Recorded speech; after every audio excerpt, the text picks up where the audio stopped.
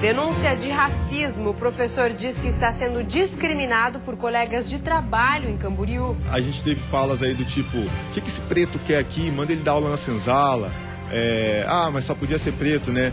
Preto é metido, preto gosta de se meter onde não é chamado. Zona de conflito, disputa entre índios e agricultores preocupa autoridades. Pelo menos 6 pontos são considerados críticos no estado. Briga pela guarda dos filhos termina em morte. Em Joinville, a polícia prendeu o homem acusado de mandar matar a ex-esposa por causa das crianças. O companheiro dela é que acabou atingindo e morreu. Na contramão dos números, com 6 vereadores a mais, a Câmara de Florianópolis teve uma queda de 26% na aprovação de leis. Sem acordo, a audiência para discutir os beach clubs de Jurerê Internacional acabou como começou, sem solução para o impasse. E no esporte, os detalhes do Campeonato Catarinense, fim de semana com rodada completa. Destaque para o quadrangular que entra na reta final. E no sul do estado, os motores vão roncar alto nesse final de semana.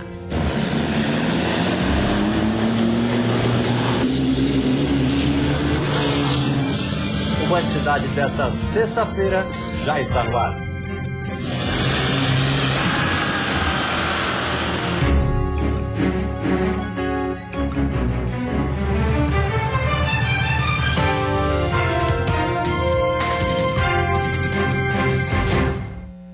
Olá, boa noite.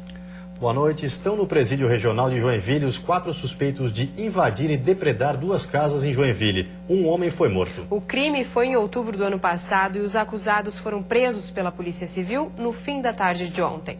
3 dos 4 suspeitos foram presos em casa, o outro no trabalho. José de Oliveira Pereira Júnior, de 33 anos, é acusado de liderar o grupo que invadiu e depredou a casa da ex-mulher dele na madrugada de 28 de outubro. Na invasão, o então companheiro dela foi assassinado. Patrícia Mobelli Ramalho, de 26 anos, a irmã Priscila Mobelli Ramalho, de 19, e Jean Carlos Nunes, de 26, também foram presos. Todos foram reconhecidos pelas testemunhas. Todas declararam que viram realmente e reconheceram na delegacia através de fotografia e conheceu. A Benta conheceu a voz e viu o marido entrar, conheceu as pessoas, já citou o nome. Então nós trabalhamos em cima disso aí, com reconhecimento das pessoas e reconhecimento fotográfico. O motivo do crime seria a guarda das crianças. O alvo era Benta Maria de Souza, que se escondeu atrás da porta do banheiro. O companheiro dela, Itamar Glock, que na época tinha 43 anos, morreu com um tiro na cabeça e outro no tórax. A arma do crime não foi encontrada, mas na casa de José, a polícia encontrou um facão com uma lâmina de 43 centímetros escondido embaixo do colchão. A Polícia Civil ainda trabalha no caso para identificar mais um suspeito, o homem que deu cobertura ao crime e seria o motorista do carro usado na fuga. Esse motorista do carro que nós buscamos diversas diligências, diversas investigações, não conseguimos chegar ainda no autor. Ontem, quando eu prendi o José, ele falou que era o irmão dele. Nós vamos verificar, vamos trazer isso ainda para um depoimento para tentar esclarecer se ele estava lá no dia ou não. Os 4 tiveram a prisão preventiva decretada e vão responder por homicídio qualificado. Crime em família. Em Lages, na Serra Catarinense, o pai foi esfaqueado pelo próprio filho. Segundo a Polícia Militar, o filho de apenas 15 anos feriu o pai de 47 anos. Após uma discussão entre os dois, a arma usada durante a briga foi um canivete. E lá tivemos a informação de que havia sido uma briga entre pai e filho, sendo que o filho haveria desferido esses golpes de gilete contra o pai e se evadido. Foi nesta rua, bem no centro de Lages, que o menor agrediu o pai, que foi encaminhado para o hospital nas costas. Após ser atendido, o próprio hospital acionou a PM. A polícia fez rondas na região, mas não localizou o adolescente. No entanto, não tínhamos muitas características do menor. Realizamos rondas pelo local, não conseguimos encontrá-lo. O caso foi encaminhado pela Polícia Militar à delegacia e será investigado. Foi encaminhado ao presídio de Joaçaba, um foragido da penitenciária de Palhoça, que foi recapturado hoje na cidade de Herval do Oeste. O rapaz, que tem 25 anos e não teve o nome divulgado pela polícia, foi recapturado no início da tarde após uma denúncia. Ele estava foragido há cerca de 10 dias da penitenciária de Palhoça. O foragido tem uma extensa ficha criminal. Entre as diversas passagens pela polícia estão tráfico de drogas e porte ilegal de arma. Na penitenciária de Palhoça, ele estava cumprindo pena por homicídio. O homem é apontado como suspeito de integrar o primeiro grupo da capital, facção criminosa que comandou os atentados no estado. Mas, segundo o delegado de Ervaldo Oeste, é preciso cautela na afirmação. A gente sempre analisa todas as informações, né? É uma facção conhecida no estado, né? A polícia sempre monitora essas pessoas supostamente integrantes dessa facção. No caso, em tela, né, a gente não tem essa confirmação, né? Muito embora haja esse boato, mas a gente não tem confirmação de que realmente é integrante desse grupo. E a seguir, demarcação de terra. A audiência em Chapecó discute impasse entre índios e agricultores em Santa Catarina. E ainda denúncia de racismo. Polícia Civil vai investigar o caso do professor que teria sido discriminado por colegas de trabalho em Camboriú.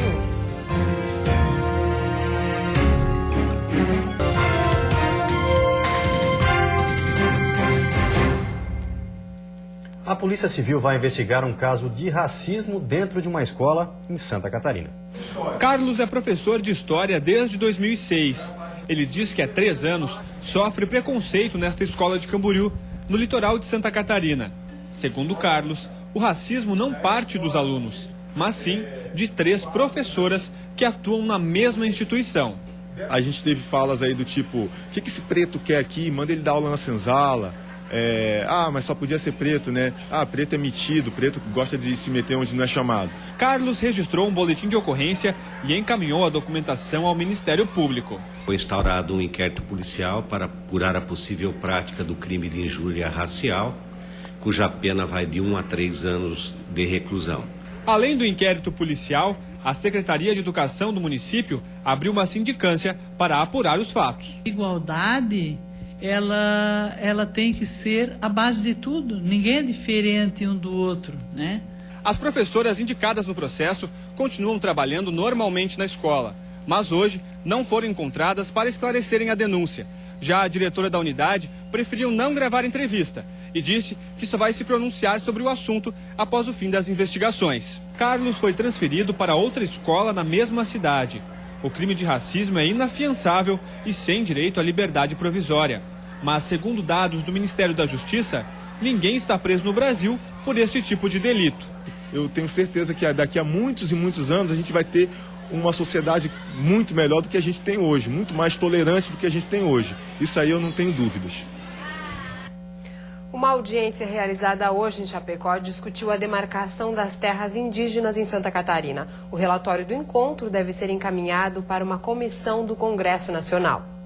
Autoridades catarinenses participaram da audiência realizada na tarde desta sexta-feira. Em pauta foi discutida a proposta da emenda constitucional, que é a PEC 215, que visa alterar a Constituição sobre a política de demarcação de terras no país. Que o Congresso analise, homologue ou revogue o relatório e a criação de novas áreas. Porque hoje a FUNAI faz o papel de executivo, judiciário e legislativo. Tudo é ela e o poder é muito grande e acaba desvirtuando o processo, muitas vezes falsificando as informações. Nós vamos pegar o que o Supremo disse. Quem interpreta a Constituição no Brasil? É o Supremo. O Supremo já disse qual é o regime jurídico das terras indígenas. É só ler as condicionantes. Então nós vamos pegar, acima de tudo, claro, nós vamos ver outras coisas, porque não é só terra. Este juiz explicou a posição adotada pelo Supremo Tribunal Federal com relação à demarcação de terras no Brasil. Que todas as terras que em 5 de outubro de 88 eram ocupadas por indígenas, elas são consideradas terras tradicionalmente ocupadas por índios e devem ser demarcadas como propriedade da União. As terras que os índios ocuparam antes dessa data e que depois, por um processo de esbulho, foram afastados por colonizadoras, etc., segundo o Supremo Tribunal Federal, não são terras indígenas. O Brasil tem 13% do território habitado por índios, mas a meta da FUNAI é chegar a 25% nos próximos anos. Em Santa Catarina, são 26 áreas que estão em processo de estudo e ocupação. Dados do último censo revelaram que 16 mil indígenas têm residência fixa aqui no estado. Se aprovada a ampliação pretendida, o estado chegaria a 1,8 milhão de hectares de áreas indígenas, ou seja, 25% das terras catarinenses. Dona Inês mora em Saudades, que é um dos municípios que tem conflitos entre agricultores e indígenas há mais de 10 anos. Os índios reivindicam cerca de 2 mil hectares de terra, onde hoje 170 famílias residem nos municípios de Saudades e Cunhaporã. Para a agricultora, a insegurança é o principal problema enfrentado pelos produtores da região. E a gente quer continuar na terra porque lá nunca teve índio, nunca teve aldeia de índio lá. Não é que a gente é contra o índio, só que os agricultores têm os seus direitos. A nossa família tem a escritura de 70 anos. Em Santa Catarina, há confrontos entre indígenas e agricultores em 6 pontos considerados mais críticos. Nos municípios de Saudades, Abelardo Luz, Ipuaçu, Ceará, Chapecó e Florianópolis. O Birajá é representante dos índios em Chapecó e explica que precisa haver uma ampliação no texto da PEC 215. Então, se a gente puder melhorar esse texto da PEC 215, eu acho que seria um grande avanço, porque você atende ao interesse do pequeno agricultor, que também tem seus direitos, e também atende ao interesse das comunidades, que é pelo desenvolvimento das aldeias e pela conquista de uma melhor qualidade de vida, que hoje realmente não acontece nas aldeias. E no próximo bloco, fé e devoção. Meio Oeste espera 50 mil pessoas para a Romaria de Frei Bruno. E no futebol, a expectativa para o quadrangular que começa a definir os finalistas do Catarinense.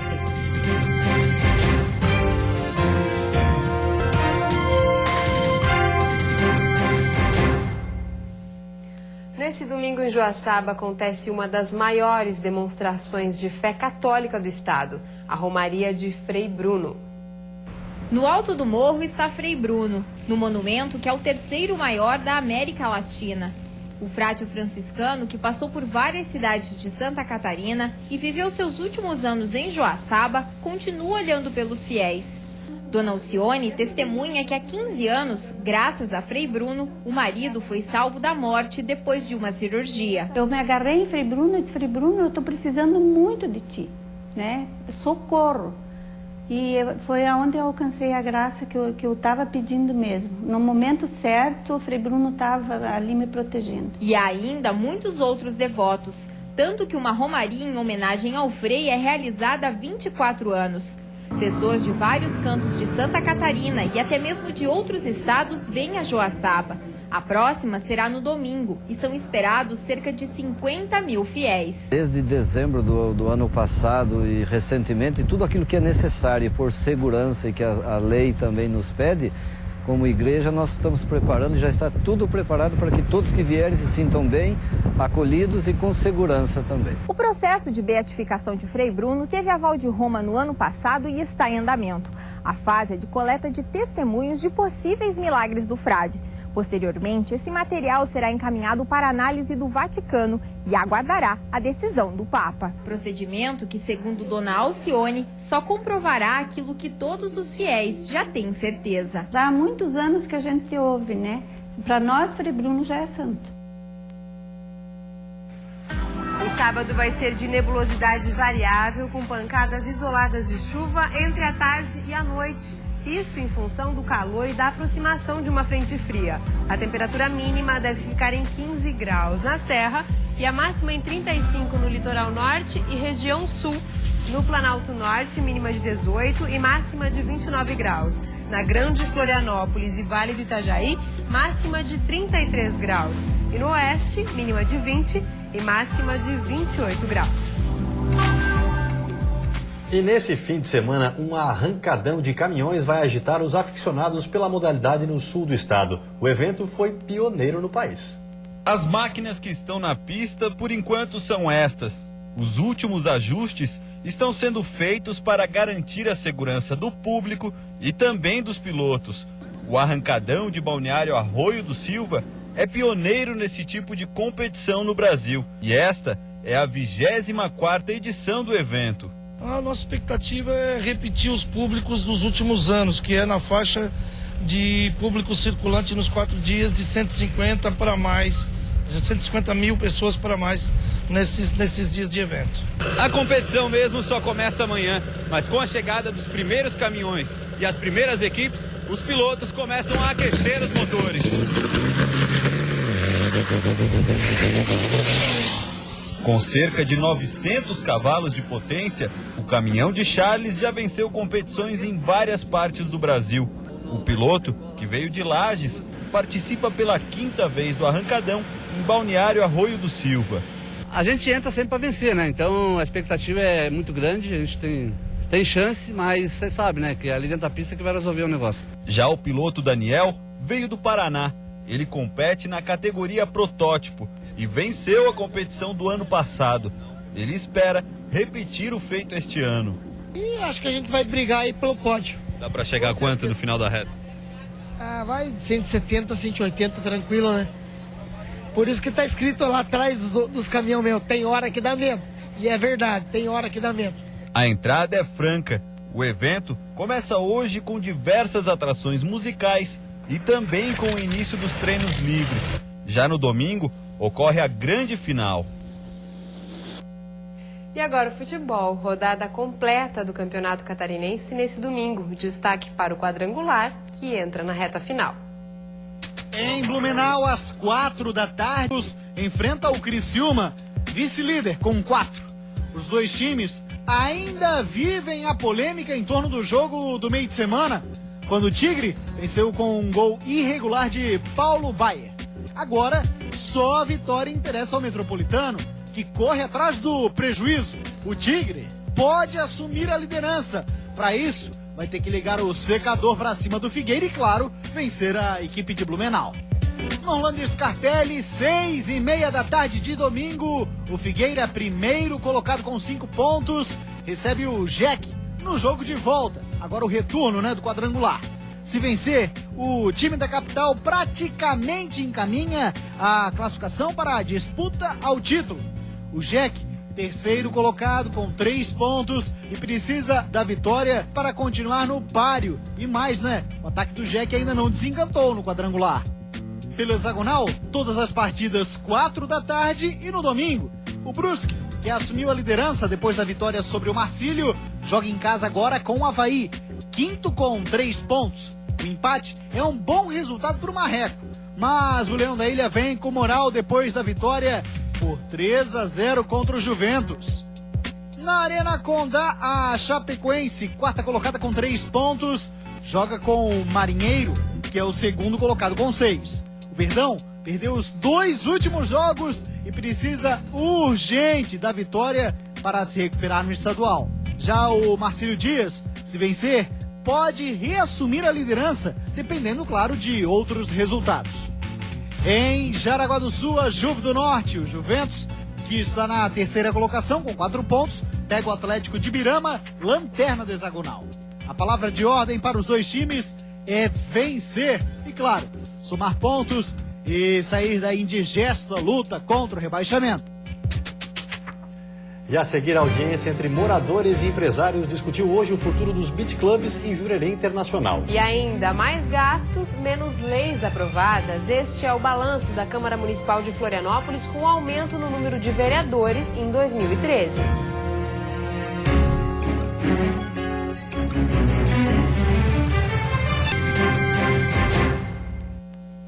O plano diretor da capital terá mesmo que ser refeito. O Tribunal Regional Federal da 4ª Região em Porto Alegre negou o recurso da Prefeitura de Florianópolis e manteve a decisão do juiz federal Marcelo Cras Borges, que considerou o plano irregular. Com isso, a Prefeitura terá que realizar em um prazo de 60 dias 13 audiências públicas e elaborar um novo texto que deverá ser encaminhado novamente à Câmara de Vereadores. Caso não cumpra a decisão, a Prefeitura terá que pagar uma multa de R$10 milhões.